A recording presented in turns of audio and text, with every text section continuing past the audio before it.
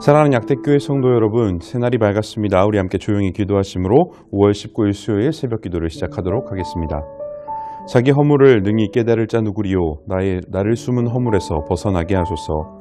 또 주의 종에게 고의로 죄를 짓지 말게 하사 그 죄가 나를 주장하지 못하게 하소서.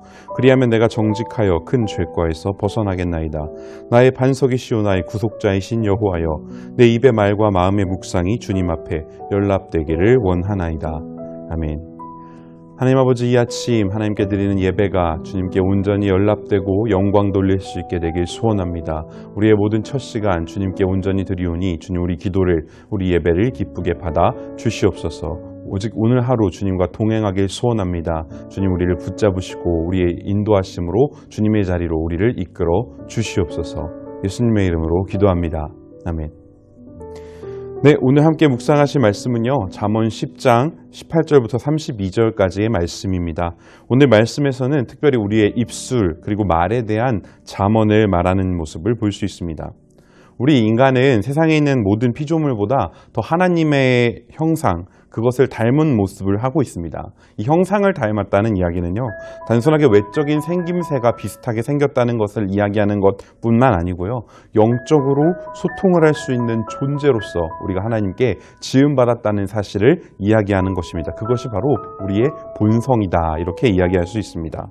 그래서 우리가 하는 이 말 속에는요, 하나님의 능력이 깃들어 있는 것을 볼 수 있습니다. 하나님께서 이 세상을 창조하실 때 어떻게 창조하셨습니까? 맞습니다. 바로 말씀하시고 명령하시고 이 세상에 있는 모든 존재들 가운데 선포하셨습니다. 빛이 있으라, 이렇게 말이죠.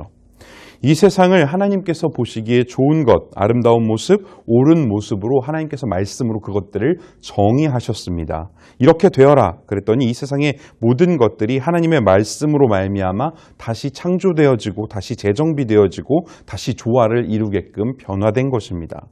이런 하나님의 창조의 능력, 창조의 에너지가 어디에 깃들어 있습니까? 맞습니다. 바로 우리가 말하고 있는 이 언어, 말에 깃들어 있는 것입니다. 그래서 우리의 기도에는요, 능력이 있습니다. 왜냐하면 우리 입술로 하나님께 간구하고 고백하는 것이기 때문입니다. 하나님과 대화를 하는 것이기 때문에 더욱더 그렇습니다. 오직 우리 사람만이 대화와 언어로 하나님과 관계를 맺을 수 있습니다. 앵무새가 사람의 말을 비슷하게 흉내낼 수는 있지만 그것은 진정한 의미에서 말이 될 수 없죠. 왜냐하면 그 안에 에너지, 하나님께서 우리에게 주신 창조의 능력이 없이 그냥 소리를 흉내내는 것이기 때문입니다. 그래서 우리가 하는 말, 이 언어에도 힘과 능력이 분명히 존재하는 것입니다. 그래서 우리는 이 말을 사용하는 데 있어서 매우 현명하고 지혜로운 방법으로 언어를 사용해야 합니다. 이런 능력과 힘이 있는 말이지만 실제로 우리는 그게 능력이 있다라고 전혀 느끼면서 사용하지 못하는 모습을 볼 수 있습니다. 왜냐하면 말은 우리가 숨 쉬는 것과 마찬가지로 우리에게 너무 익숙하고 너무 자연스럽고 너무 당연한 것이기 때문이죠. 여러분 한번 고민해 보실까요? 오늘 하루 몇 마디나 말씀을 하셨나요? 라고 물어봤을 때 이걸 정확하게 알 수 있는 사람이 거의 없다라는 것이죠. 네, 맞습니다. 이와 같이 아주 자연스럽고 아주 평온한 상태에서 그냥 일반적으로 행해지는 것이 이 말이라는 것입니다. 그렇기 때문에 우리는 이 말을 계속 습관적으로 고치고 다스리지 않으면 잘못된 방향으로 계속 사용할 때가 많이 있다라는 것입니다. 여러분, 누군가에게 상처받고 아픔을 받았던 원인을 잘 생각해 보시면 그 사람이 나에게 했던 말 때문에 상처를 받는 경우들이 아주 많은 것을 볼 수 있죠. 그 반대로 우리가 회복되어지고 치유되어지고 우리의 절망이 희망으로 바뀌는 과정을 한번 생각해 보면요, 그 이유 역시 다른 사람의 언어 때문에, 우리에게 해준 힘이 되는 말 때문에 그런 것을 볼 수가 있습니다. 말에는 이와 같이 능력과 힘이 있습니다. 그래서 우리는 하나님을 경외하는 언어 습관을 항상 만들어 가야만 합니다. 축복의 말, 희망의 말, 그리고 소원을 품고 타인을 기쁘게 하고 많은 사람을 이롭게 해주는 이러한 지혜 있는 언어 생활을 오늘 본문에서 이야기하고 있는 것입니다. 특히나 습관적으로 불평하고 불만하고 험담하고 비난하는 입술이 있다면 이 입술들은 반드시 다스려져야 합니다. 왜냐하면 하나님을 찬양하는 우리의 입술, 그것을 거룩한 성전으로 구분해서 하나님께 영광을 돌릴 수 있어야 되기 때문입니다. 오늘 하루 잘 고민하시고 잘 기억하시면서 우리의 언어를 바꿔보는 그런 하루가 되시길 간절히 소원합니다.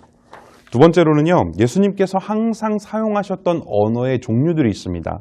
이 언어의 종류들을 우리가 닮아가기 위해서 노력하고 우리 자신을 되돌아봐야 한다는 것입니다. 어떤 언어냐면요, 희망과 긍정의 언어입니다. 또한 타인을 인정해주고 긍휼함과 사랑의 언어, 그리고 남을 회복시키는 언어, 이런 것들이 있고요. 또 한 가지 아주 중요한 건요, 악함과 어두움에 대해서 대적하고 물리치는 언어, 그리고 항상 하나님의 이름을 부르짖는 그런 언어들이 있었다는 것입니다. 이런 언어들은요, 우리가 끊임없이 닮아가려고 노력해야 합니다. 왜냐하면 이런 예수님의 말씀들은요, 우리가 결국 예수님처럼 십자가 앞에 죽기까지 우리를 순종할 수 있게 만드는 사랑의 언어, 능력의 언어, 하나님의 에너지가 가득 담겨져 있는 말이기 때문입니다. 예수님의 사랑을 실천하는 삶 가운데서는요, 이 언어적인 능력으로 하나님께서 우리에게 하나님이 원하시는 인생을 찾아갈 수 있게 도와주시게 됩니다. 어떻게 그렇게 가능하냐면 우리의 언어가 바뀌면 우리의 기도가 바뀌어지게 되기 때문입니다. 이 세상에서 가장 지혜롭고 하나님이 기뻐하시는 언어는요, 예수님이 이 땅 가운데 오셔서 행하셨던 많은 선포의 말들, 많은 치유의 말들, 축복의 말들, 위로의 말들, 사랑한다고 이야기하셨던 바로 그 언어라는 사실을 반드시 기억하시길 바랍니다. 세 번째는요, 창조의 능력이 이 언어 안에 숨어 있다는 것이죠. 그래서 우리는 우리의 언어 습관을 잘 점검할 필요가 있습니다. 우리 삶 가운데 어려움과 고난과 위기와 시련, 이런 것들이 찾아올 때가 많이 있습니다. 그때 많은 사람들은 이 고난과 시련 그리고 어려움 앞에서 스스로를 이렇게 정의하는 것을 볼 수 있죠. 나는 더 이상 할 수 없어. 난 이것들을 해결할 능력과 여유가 없습니다. 이렇게 입으로 고백하고 마음을 먹고 말로 이야기하는 순간 우리는 도피라는 쉬운 길을 선택하게 되는 것입니다. 말로 도피하고 핑계 삼는 것을 우리는 멈추어야 합니다. 왜냐면요, 이렇게 말로 스스로를 정의하고 나는 못해, 나는 못하는 사람이야, 이건 불가능해 라는 말로 정의를 해버리게 되면 우리의 창조적인 능력이 거기서 멈추어지기 때문입니다. 고민하고 생각하는 것으로부터 도망치게 되고요, 도피해버리게 되기 때문입니다. 이게 왜 문제가 될까요? 왜냐하면 우리의 기도하는 입술을 굳어지게 만들기 때문입니다. 이렇게 기도하시는 분들 계시지요. 주님 아시지요? 주님 아시지요? 주님 아시지요? 네, 맞습니다. 속상한 그 마음을 뭐라 표현할 길이 없어서 하나님께 그렇게 기도하시는 그 간구를 우리 주님 당연히 알고 계십니다. 당연히 이해하십니다. 그러나 우리는 하나님께 조금 더 확실하게 응답받는 기도를 하기 위해서 더욱더 구체적이고 명확한 질문으로 하나님께 여쭈어 볼 필요가 있다는 것이죠. 하나님, 제가 어떻게 행해야 합니까? 나에게 부족한 것이 무엇입니까? 무엇을 행해야 됩니까? 어떤 것을 결단하고 하나님 앞에 나아가야 합니까? 라는 구체적인 행동을 말씀드리는 기도. 이런 기도들은요, 그냥 일반적인 습관으로부터 나올 수 없습니다. 우리는 어려움과 고난의 상황 속에서 이렇게 이야기하는 훈련을 끊임없이 해나가야 합니다. 어떤 이야기냐면요, 어떻게 하면 내가 더 해낼 수 있을까? 그것을 하기 위해서 나에겐 무엇이 부족할까? 뭐가 더 필요할까? 나는 왜 이런 것을 지금 원하고 있을까? 이런 것들에 대한 질문하는 습관들, 깊은 질문하는 습관들이 필요합니다. 왜냐하면 이런 언어의 습관이 바로 저와 여러분의 기도를 바꿀 수 있기 때문입니다.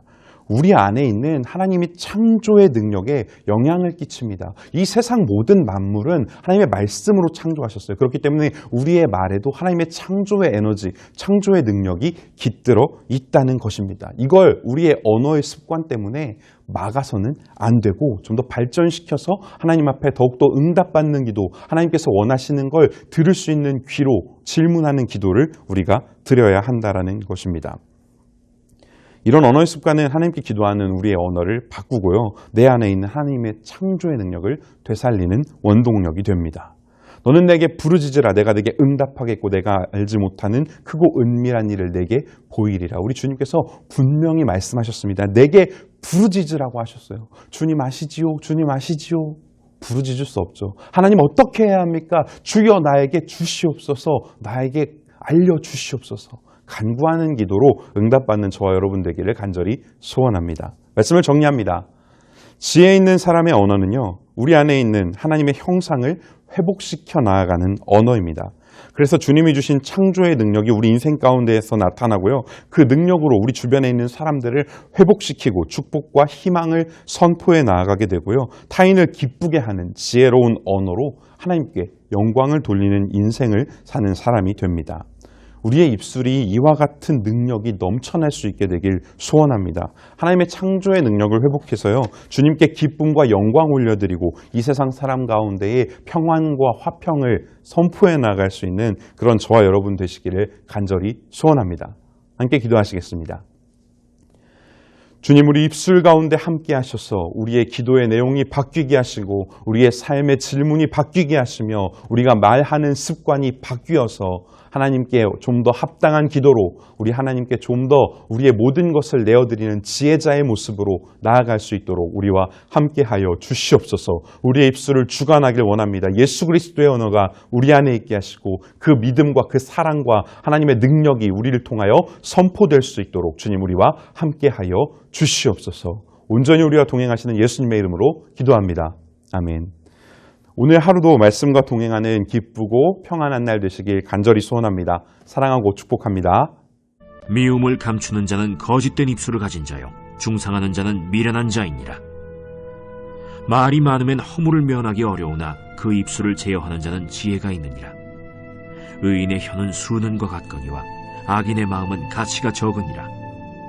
의인의 입술은 여러 사람을 교육하나 미련한 자는 지식이 없어 죽느니라. 여호와께서 주시는 복은 사람을 부하게 하고 근심을 겸하여 주지 아니하시느니라.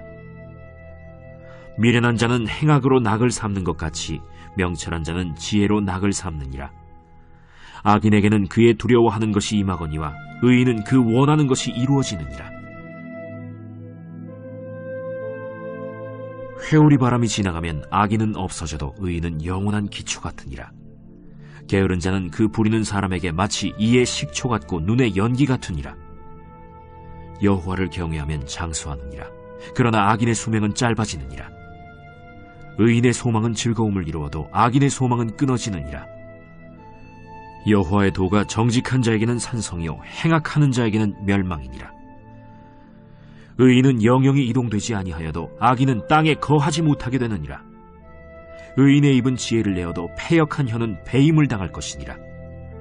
의인의 입술은 기쁘게 할 것을 알거늘 악인의 입은 패역을 말하느니라.